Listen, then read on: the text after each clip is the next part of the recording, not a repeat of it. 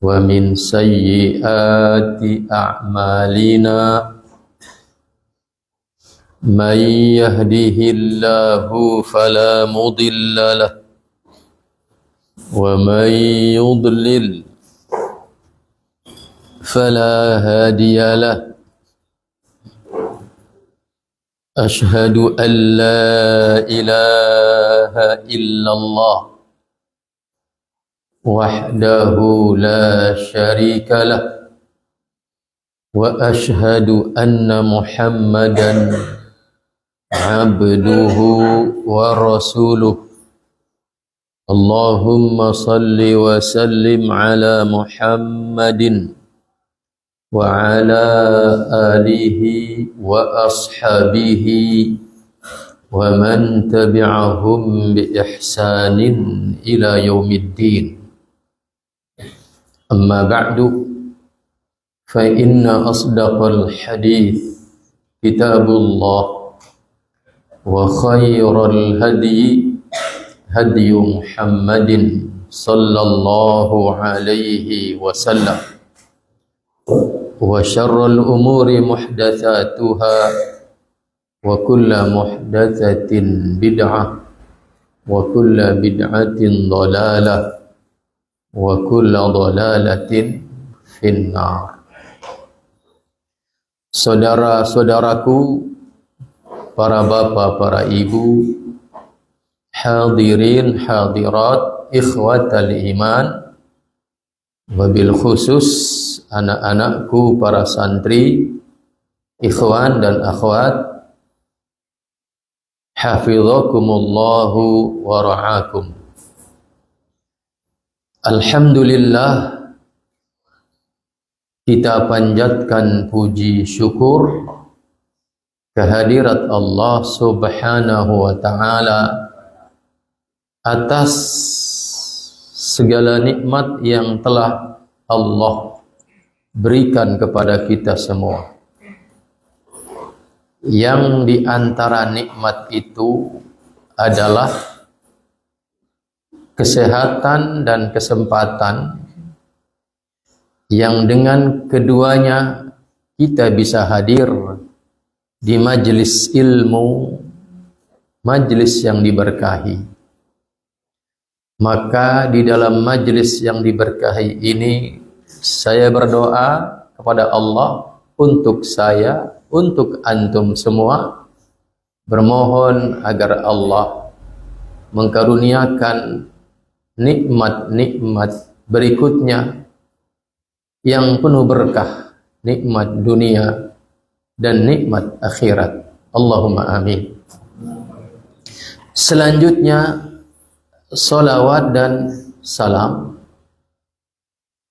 kita mohonkan kepada Allah Subhanahu wa ta'ala agar senantiasa dilimpahkan dan dicurahkan kepada junjungan kita Rasulullah Nabi Muhammad sallallahu alaihi wasallam beserta keluarga beliau, para sahabat beliau, dan orang-orang yang mengikuti mereka dengan baik sampai hari kiamat nanti. Saudaraku ikhwatal iman, hadani Allah wa iyyakum. Kita kembali bersama qawaidu fi fiqhil qulub. Kaidah seputar fikih tentang hati. Dan pada pertemuan kali ini adalah lanjutan daripada kaidah yang keempat, di mana kaidah yang keempat mengatakan al-qalbu huwal aslu wal jawarihu tabi'un. Yang artinya hati adalah merupakan al-aslu sebagai pokok, sedangkan al-jawarih, anggota tubuh ini adalah taba'un, sebagai cabang yang mengikut. Pada pertemuan yang lalu kita sudah memahami bahwa hati itu, anggota tubuh ini, jiwa ini ibarat sebuah rejim, maka hati itu adalah sang raja. Maka hati itu adalah ibarat sebagai sang komandan, sang pemimpin. Sedangkan al-jawarih, anggota tubuh itu adalah rakyat dan pasukannya.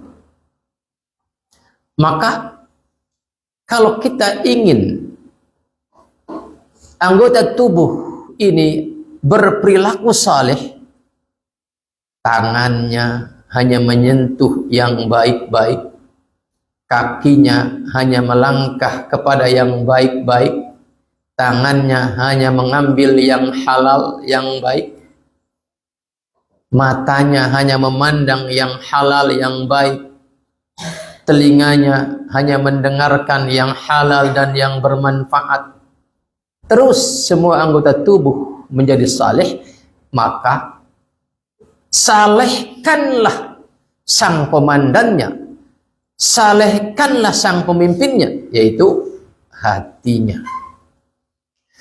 Saudaraku ikhwatal iman, hadani Allah wa iyyakum.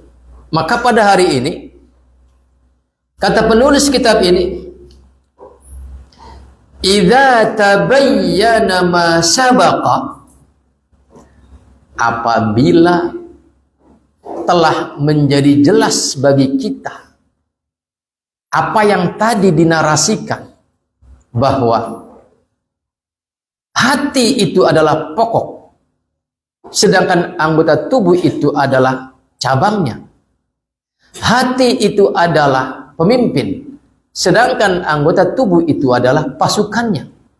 Dan kalau kita ingin memperbaiki pasukannya, ingin mensalehkan anggota tubuhnya, maka salehkan hatinya.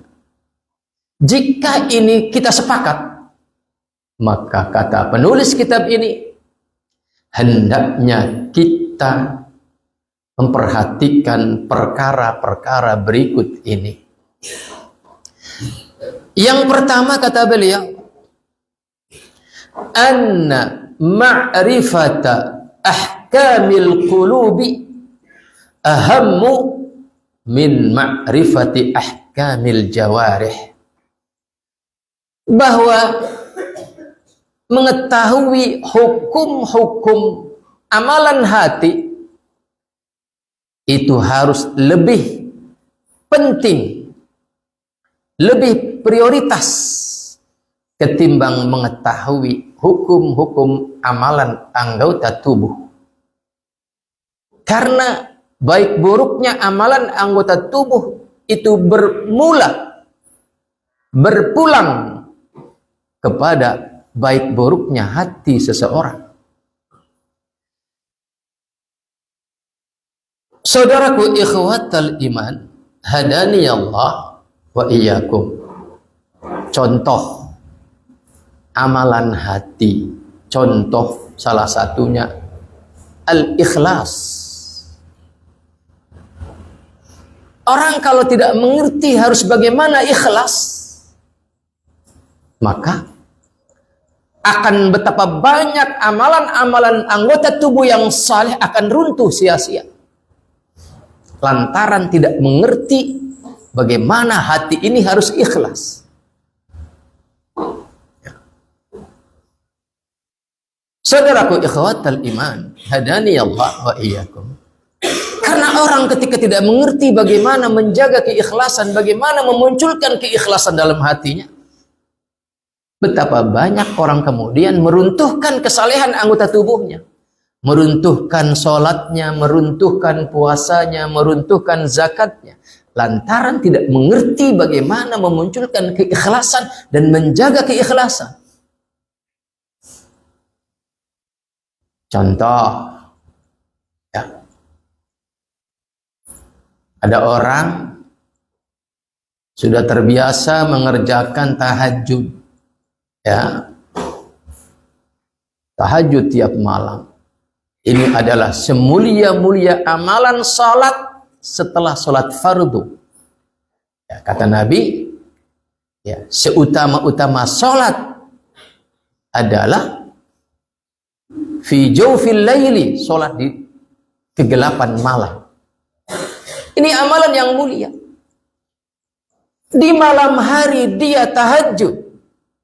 Tidak ada yang mengetahuinya. Semua orang tertidur sementara dia bangun di kamarnya untuk tahajud.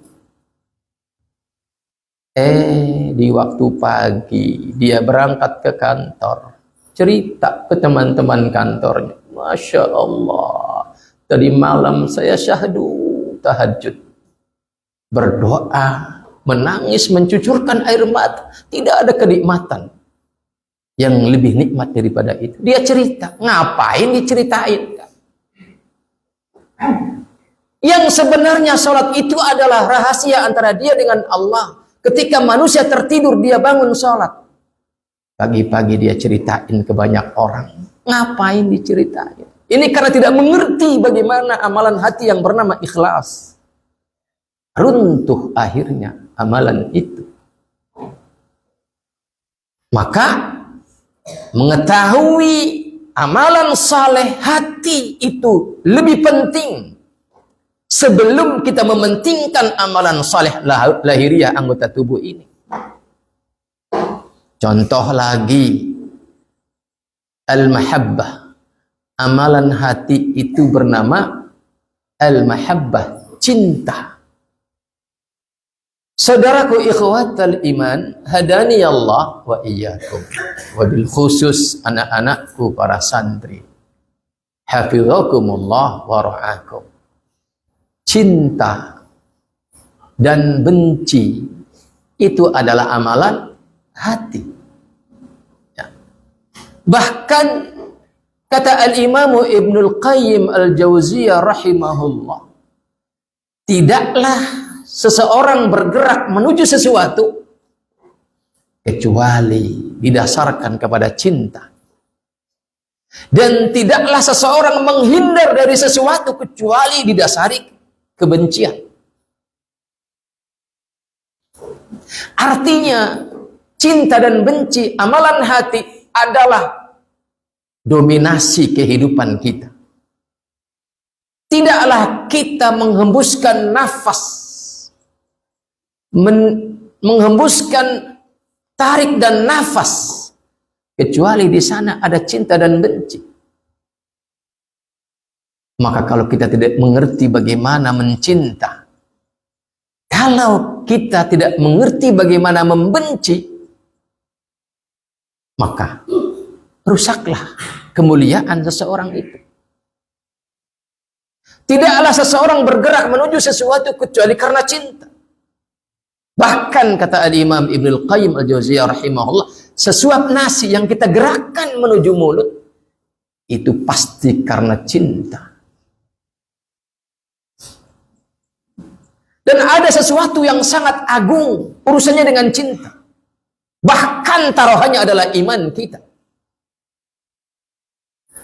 Di dalam Al-Quran Allah subhanahu wa ta'ala berfirman,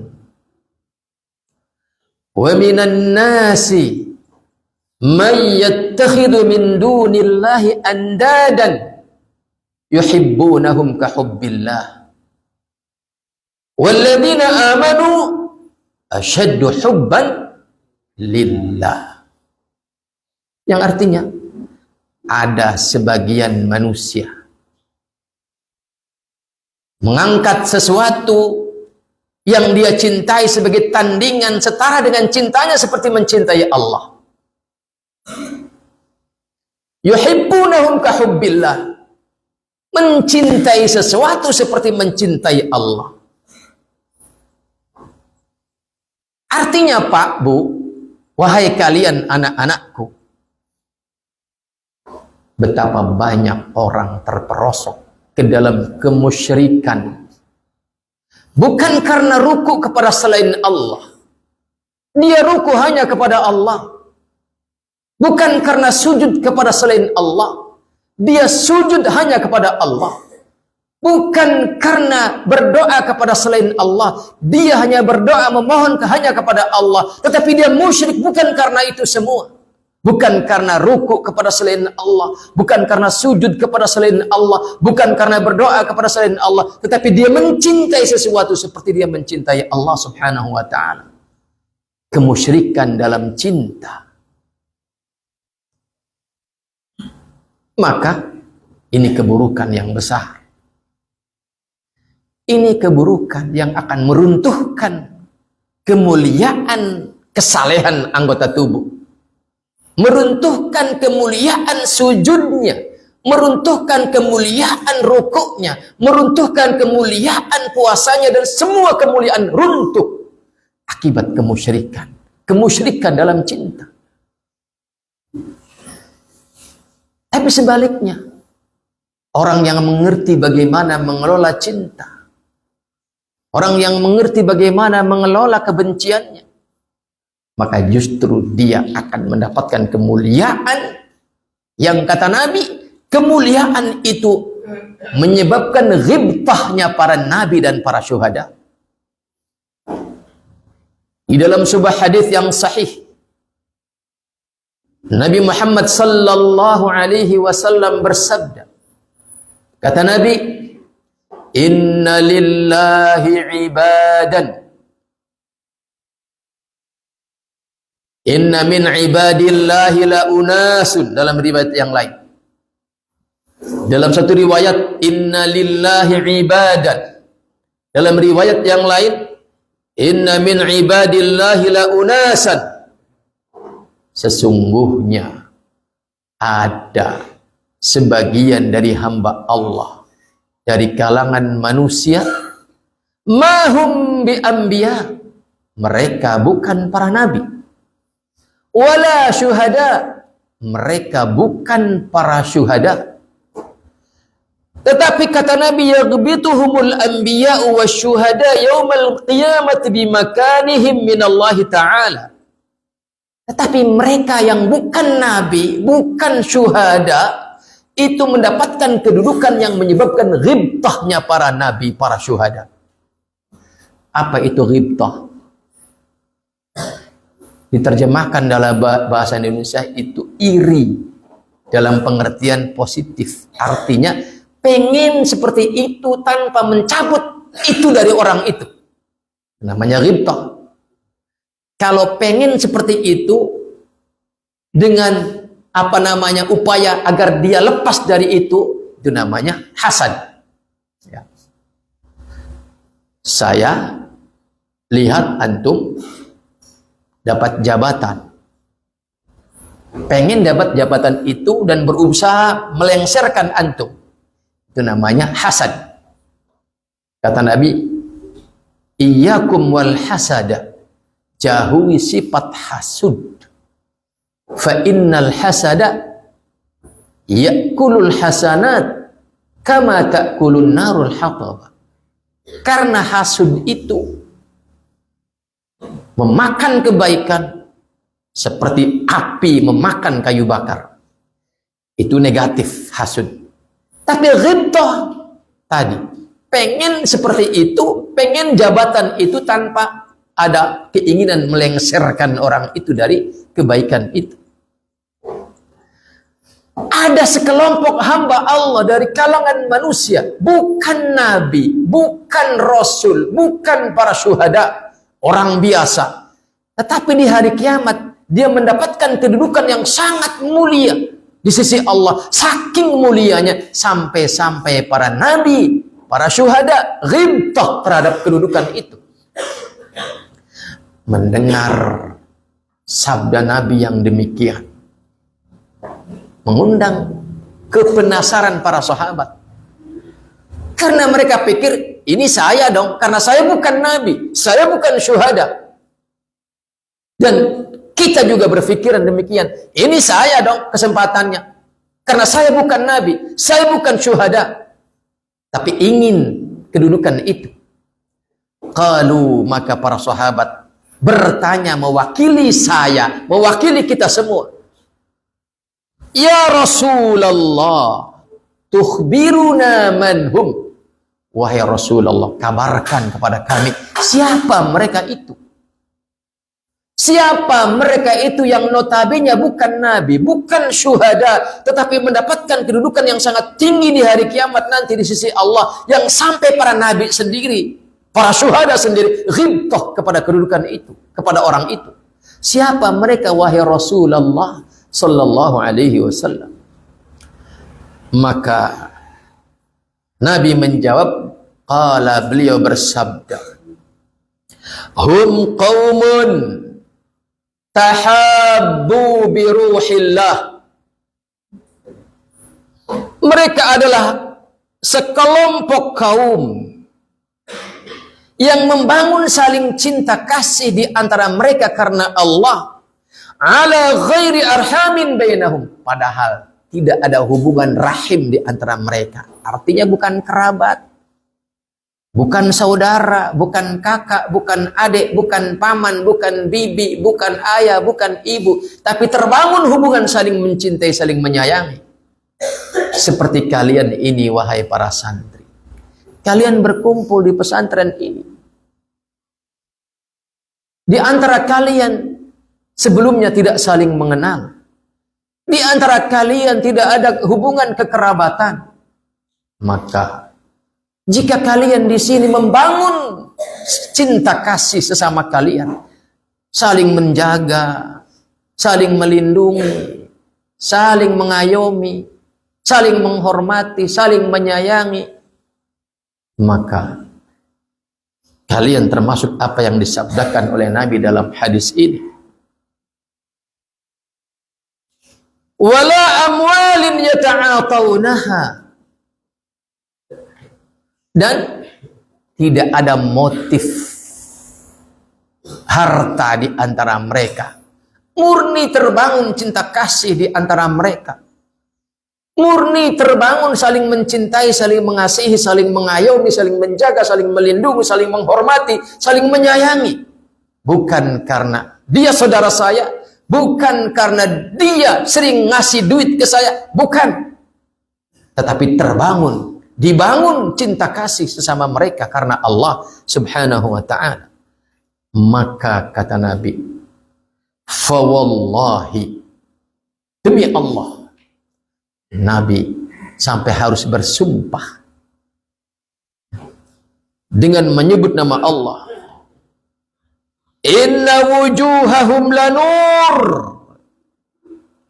wa innahum ala nur la yakhafuna idha khafa an-nas wa la yahzanuna idha hazina an-nas. Mereka itu wajahnya bersinar dan mereka di atas singgasana yang dari cahaya, wajahnya cahaya, singgasananya cahaya, dan mereka tidak tertimpa rasa takut ketika manusia di sekelilingnya mengalami ketakutan yang luar biasa. Dia tidak mengalami kesedihan ketika orang-orang di sekelilingnya mengalami kesedihan yang luar biasa. Lihat, mengelola cinta kepada sesama, cinta sesama manusia, saling menghormati, saling menyayangi, saling melindungi, saling menjaga kehormatannya, menjaga kemuliaannya, menjaga hartanya. Jangan kemudian ada harta kawan yang lagi lengah, kawan itu dia nyolong. Jangan. Itu artinya adalah apa? Tidak saling menghormati, saling menyayangi, tidak saling melindungi. Maka wahai anak-anakku, kalian lebih berkesempatan menjadi orang yang mendapatkan kemuliaan yang kemuliaannya sampai-sampai mengundang ghibtah para nabi dan para syuhada. Kalian lebih berkesempatan. Kenapa? Kalian di sini banyak orang. Kawan satu asrama, kawan satu kelas, kawan beda kelas, kawan kakak kelas, kawan adik kelas. Kalian punya peluang yang lebih besar ketimbang orang lain. Itulah cinta. Dan cinta itu adalah amalan hati.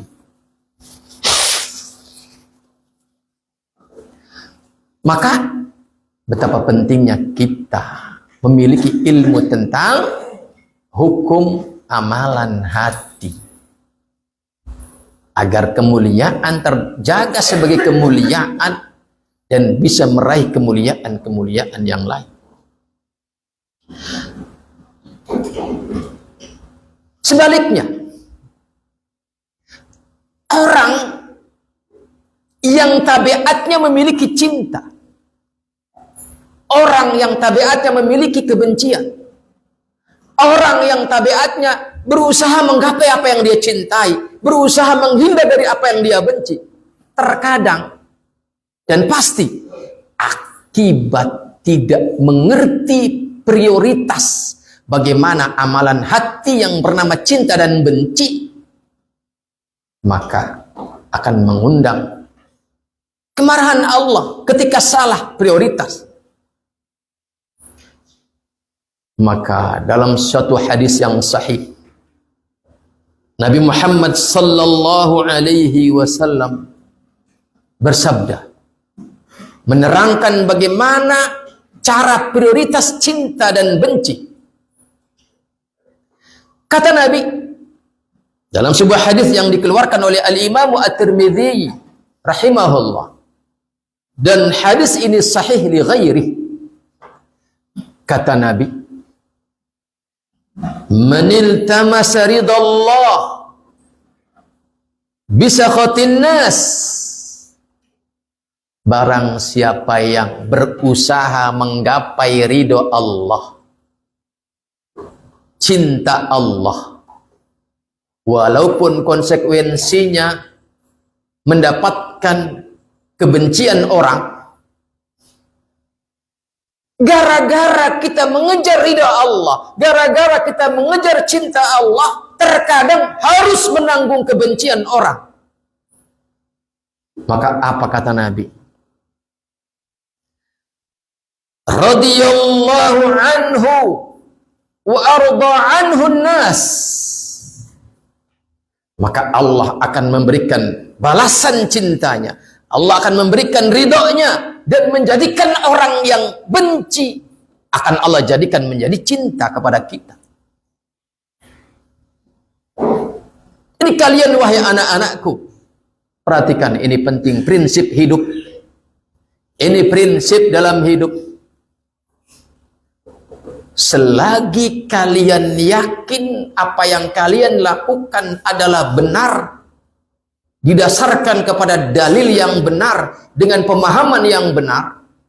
Dalil yang benar adalah Quran dan hadis yang sahih. Pengamalan yang benar adalah pengamalan yang dicontohkan oleh para sahabat terhadap kedua dalil yang benar ini. Selagi itu sudah kamu pegang, amalkan. Dan jangan pedulikan kebencian orang lain.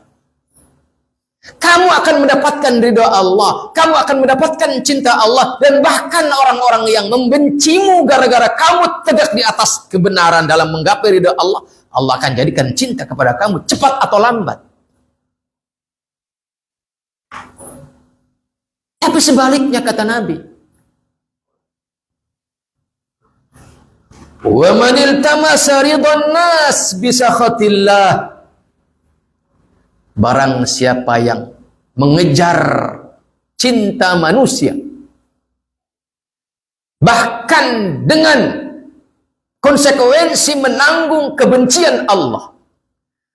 Dan orang banyak terjebak dalam situasi seperti ini karena ketidakmengertian bagaimana mengelola cinta, bagaimana mengejar cinta. Maka kata Nabi, manil tamasa ridwan nas bisakhatillah, barang siapa yang mengejar ridho manusia, mengupayakan ridho manusia, tetapi dengan konsekuensi menanggung kemurkaan Allah, maka apa yang terjadi? Sakhitallahu alaihi, maka Allah murka kepada orang itu. Dan wa askhata alaihin nas, dan Allah jadikan orang-orang yang dia harapkan cintanya, yang dia harapkan ridhonya, Allah jadikan mereka juga benci dan murka kepada orang tersebut. Jadi kalau kita ingin menggapai cinta orang, gapailah cinta Allah terlebih dahulu. Lihat kata Nabi, barang siapa yang menggapai cinta manusia dengan konsekuensi mengundang kemurkaan Allah, maka Allah murka dan Allah jadikan orang-orang yang dia harapkan cintanya itu akan menjadi murka dan benci. Bagaimana contoh kasusnya orang yang demikian? Contoh kasusnya, perhatikan. Wahai anakku sekalian, ini prinsip hidup yang harus kalian pegang. Contoh kasusnya, kamu kalau di pondok, Masya Allah, sholat 5 waktu, rajin. Ya. Baca Quran, rajin. Belajar, rajin. Karena di pondok. Ya. Sehingga dengan sholatmu yang rajin, baca Quranmu yang rajin, belajarmu yang rajin, perilakumu yang baik, maka apa? Diridhoi oleh ustadz. Ya tidak? Diridhoi oleh guru. Tapi giliran pulang, ya, giliran pulang, sholat tidak, baca Quran tidak, belajar tidak, perilaku buruk. Itu namanya kamu berusaha meraih ridho orang dengan meraih murkanya Allah. Di sini kamu baik karena rupanya hanya ingin meraih ridho gurunya, meraih ridho ustadznya supaya jangan disangsi, supaya jangan dikeluarkan. Begitu pulang, kamu tinggalkan semua kebaikan itu. Itu namanya kamu iltamasa ridwan nas bisakhatillah. Kamu mengejar cinta manusia dengan meraih murka Allah subhanahu wa ta'ala. Maka Allah murka padamu dan cepat atau lambat guru-gurumu, ustadz-ustadzmu akan membencimu. Akan tersingkap keburukan. Maka cinta dan benci harus dijaga pada tempatnya masing-masing. Raihlah cintanya Allah. Cintailah apa yang dicintai oleh Allah.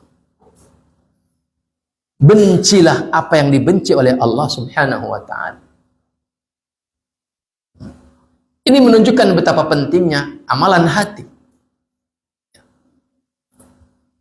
Akibat amalan hati yang bernama cinta tidak didasarkan kepada pengetahuan ilmu yang benar, akhirnya perilakunya buruk. Terlebih ketika jauh dari muridnya.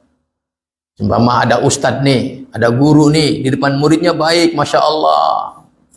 Sholat rajin berjamaah, baca Quran rajin, zikir rajin. Tapi giliran safar, perjalanan keluar kota, nggak ada murid, nggak ada siapa-siapa yang dia kenal, dia orang yang paling lacur, dia orang yang paling buruk perilakunya. Maka ini adalah orang yang iltamasa ridwan nas, dia menggapai ridho orang, tapi dengan menuai murka Allah subhanahu wa ta'ala. Maka jaga hati kita dengan perilaku-perilaku hati yang diantaranya adalah ikhlas, yang diantaranya adalah al-mahabbah.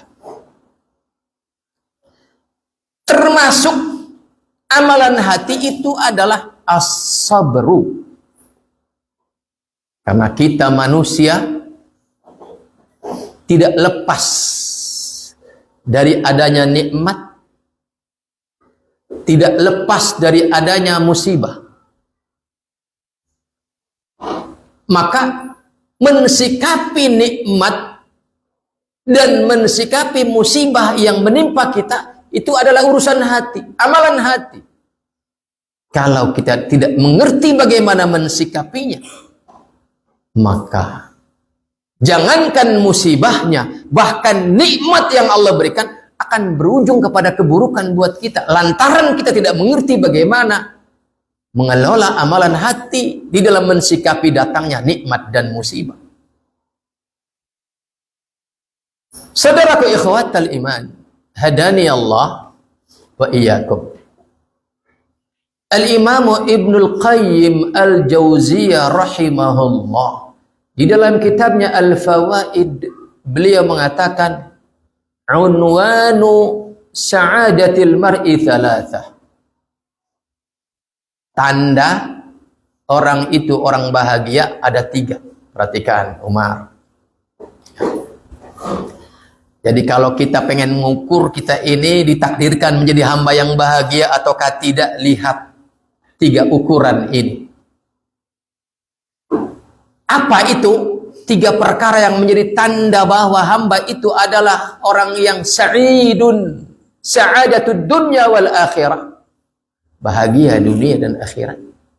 Yang pertama kata beliau, idza un'ima syakara. Apabila diberi nikmat maka dia bersyukur. Ini yang pertama. Wa idza betuliya sabara. Apabila terkena bala, musibah, maka sabara, dia bersabar. Wa idza adnaba, dan apabila dia terperosok ke dalam perbuatan dosa, istaghfara, segera dia memohon ampun kepada Allah. Inilah ciri orang yang memiliki 3 hal ini, adalah dia orang yang bahagia. Yang pertama, idza un'ima syakara. Apabila diberi nikmat dia bersyukur. Wa idza betuliya, apabila dia kena bala bencana, sabara, dia bersabar. Wa idza adnaba istaghfara. Apabila terperosok ke dalam perbuatan dosa maka dia beristighfar, memohon ampun kepada Allah Subhanahu wa taala. Pertanyaannya, bagaimana bersyukur? Betapa banyak orang judulnya bersyukur, bahkan ngundang-ngundang kerabat, tetangga, kawan, handai tolan, menyebar undangan dalam rangka syukuran. Bahkan bukan syukuran, tasyakkuran. Apa bedanya? Kalau syukuran sekedarnya, tapi kalau sudah tasyakkur, ada tambahan ta dan tasdid, dari syakara menjadi tasyakkara. Ya tasyakkaru tasyakkurun, ay at-takalluf fi syukur. Dia merdi-merdi, mewajibkan dirinya untuk bersyukur. Dalam rangka tasyakkuran pernikahan anak saya, dalam rangka tasyakkuran khitanan anak kami, saya mengundang Bapak Ibu sekalian untuk memberikan doa restunya dengan ketentuan waktu sebagai berikut. Tulis bulannya, tanggalnya, harinya, jamnya. Di bawahnya ada kalimat apa? Hiburan,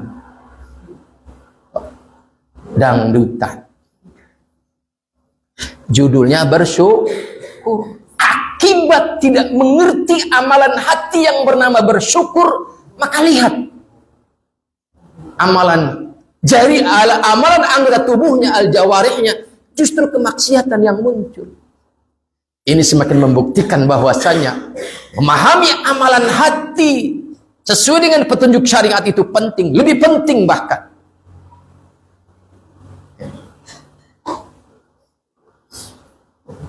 Maka Al-Imam Ibnul Qayyim Al-Jauziyah rahimahullah memberikan penjelasannya kepada kita bagaimana bersyukur yang benar. Kata beliau, arkanus syukri thalathah. Rukun bersyukur itu ada 3. Barang siapa yang tegak di atas 3 rukun ini, maka dia dianggap telah bersyukur kepada Allah, walaupun tidak sebanding dengan besar dan luasnya karunia Allah Subhanahu wa ta'ala. Apa itu rukun bersyukur? Yang pertama, kata beliau, al-i'tirafu bil qalbi. Akui dengan hati bahwa nikmat ini adalah semata karunia Allah. Jangan pernah mengatakan saya sukses, Karena hebatnya modal saya, hebatnya pengalaman saya, hebatnya lobby saya, hebatnya marketing saya. Jangan pernah. Karena kalau itu yang antum pegang, maka cepat atau lambat Allah akan cabut itu nikmat. Karena antum dianggap tidak bersyukur kepada Allah. Sebagaimana Fir'aun, sebagaimana Qarun. Dia mengatakan, saya diberi kesuksesan, innama utitu. Sesungguhnya saya dikaruniai ini kesuksesan adalah karena ilmu saya. Maka jangan seperti itu. Jadi yang pertama, al-i'tirafu bil qalbi, pengakuan dari relung hati yang paling dalam bahwa ini adalah dari Allah Subhanahu wa taala. Karena kenyataannya betapa banyak orang yang modalnya lebih hebat daripada kita. Orang yang lobbynya lebih hebat daripada kita, pengalamannya lebih hebat daripada kita, marketingnya lebih hebat daripada kita, tapi kenyataannya bangkrut. Oleh karenanya maka akui dengan penuh kejujuran bahwa nikmat ini dari Allah Subhanahu wa taala. Karena memang demikian kata Allah. Wa ma bikum min ni'matin faminallah. Karena apapun yang ada pada kalian atau dari siapapun yang mendapatkan nikmat, itu adalah faminallah, dari Allah. Wa ma bikum min ni'matin faminallah. Dan kita di dalam setiap pagi dan petang ada kalimat yang mengikrarkan pengakuan itu. Apa tuh? Allahumma ma asbaha bi au bi faminka wahdaka la syarika lak wa falakal hamdu wa lakas syukur. Apapun di waktu pagi, apapun di waktu sore yang berupa nikmat yang ada pada saya dan nikmat yang ada pada siapapun dari makhluk ini adalah faminka wahdaka la syarikalak. Itu semata dari engkau wahai Allah, tidak ada sekutu bagimu. Falakal hamdu wa lakas syukur. Ya, ini namanya i'tiraf, pengakuan bahwasanya nikmat ini dari Allah Subhanahu wa taala. Dan yakini itu, pastikan itu terus-terus ada dalam hati. Ini yang pertama, rukun bersyukur. Yang kedua, lisankan pengakuan itu. Ya. Lisankan pengakuan bahwa nikmat ini dari Allah. Caranya, ya tadi paling tidak pagi dan sore kita baca Allahumma ma asbaha bi min ni'matin ayya aw bi ahadim min khalqika faminka wahdaka la syarika lak. Nanti sore Allahumma ma amsa bi min ni'matin. Masya Allah. Ini adalah i'tiraf, pengakuan yang datang dari hati kemudian dilisankan. Dan kemudian setelah kita mengakui dalam hati, mengakui dengan lisan, karena Allah berfirman, wa amma bi ni'mati rabbika fahaddits. Adapun terhadap nikmat Rabbmu fahaddits, maka lisankan pengakuan itu. Dan kemudian apa? Rukun yang ketiga dari bersyukur itu. Gunakan nikmat itu kepada yang halal, yang dibolehkan oleh Allah, yang dicintai oleh Allah. Kalau nikmat itu nikmat sehat, gunakan untuk mengusahakan amalan-amalan yang baik. Kalau nikmat itu berupa uang, gunakan untuk belanja yang baik-baik, yang halal, yang baik-baik. Jangan malah banyak uang dibikin untuk maksiat. Ya. Itulah rukun bersyukur. Lihat, nggak ada dangdutannya. Nggak ada organ tunggalnya. Ayat 3. Maka kata Allah, la in syakartum la azidannakum. Sungguh jika kalian bersyukur, sungguh pasti aku tambah. Tetapi sebaliknya, barang siapa yang tidak bersyukur, artinya kufur, maka kata Allah, la in syakartum la azidannakum wa la in kafartum inna adzabi lasyadid.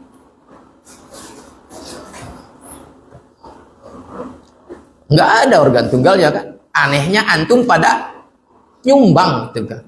Kalau ada orang bikin acara tasyakuran, ada organ tunggalnya datang ya kan. Pada nyumbang. Itu namanya apa? Tolong menolong dalam kemaksiatan. Na'udzubillahi min dzalik. Demikian juga amalan hati yang bernama sabar. Sabar ini adalah ambang bawah minimal. Ketika seorang mukmin mengalami musibah agar jangan lepas dari iman, maka minimalnya bersabar. Syukur-syukur, ridho, malah derajat yang paling tinggi di atas ridho itu adalah bersyukur atas musibah. Jadi paling tidak ada tingkatan mensikapi musibah. Dan paling mendasar adalah bersabar. Tidak boleh tidak. Ada yang lebih tinggi lagi apa? Ridho terhadap musibah. Ada yang lebih tinggi lagi apa? Bersyukur atas musibah itu. Dan ini adalah amalan hati. Barang siapa yang bisa bersabar, maka ujungnya adalah kebaikan. Endingnya adalah kebaikan. Dan kata al-Imam Ibnul Qayyim al-Jauziyah rahimahullah, arkanus sabri thalatha. Rukun bersabar juga ada 3. Ya. Yang pertama hatinya. Jangan sampai apa? Kecewa kepada Allah atas musibah yang menimpa kita. Jangan kemudian, ya Allah, ada yang salah apa ya Allah? Maning-maning musibah, maning-maning musibah. Itu ungkapan namanya apa? Datang dari hati yang kecewa kepada Allah subhanahu wa ta'ala. Ente siapa memojokkan Allah? Seolah-olah tidak ada dosa, sehingga dia mengatakan, yang dosa apa ya? Kok musibah tekaman. Jangan sampai ngomong seperti itu. Hati jangan sampai menggerutu seperti itu kepada Allah.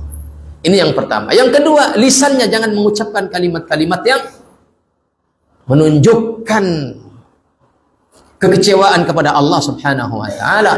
Dan rukun yang ketiga apa? Yaitu jangan gara-gara musibah kemudian melangkah kepada yang haram. Karena penyakit yang tak kunjung sembuh, ngomongnya dokter harus entok, laksing bisa ngobati, akhirnya mendukun. Yang terjadi kemudian kesyirikan. Akibat musibah, masalah ekonomi, kebangkrutan, dia lari ke kuburan. Ini namanya orang tidak sabar menghadapi musibah. Maka kata Nabi, ajaban li amril mu'min kulliha khairun. Ajib urusannya orang mukmin itu. Semuanya berending kepada kebaikan. Kapan itu terjadi? Jika mendapatkan kenikmatan dia bersyukur. In asabathu sarra syakara fahuwa khairun lahu. Ketika mendapatkan nikmat dia bersyukur, maka itu adalah baik baginya. Wa in asabathu dharra sabara. Ketika dia mengalami sesuatu yang menyakitkan, musibah, maka dia bersabar, fahuwa khairun lahu, maka itu adalah kebaikan baginya. Dan itu tidak terjadi kecuali bagi orang yang beriman, yang mengerti bagaimana mengelola amalan hati yang bernama bersyukur dan bersabar. Ya. Jadi ini semakin banyak contoh-contoh rentetan bukti yang membuktikan betapa pentingnya kita memiliki pengetahuan yang cukup tentang amalan hati agar benar. Wallahu a'lam bishawab. Kita akhiri dan insya Allah dilanjutkan pada pertemuan yang akan datang insya Allah. Assalamualaikum warahmatullahi wabarakatuh.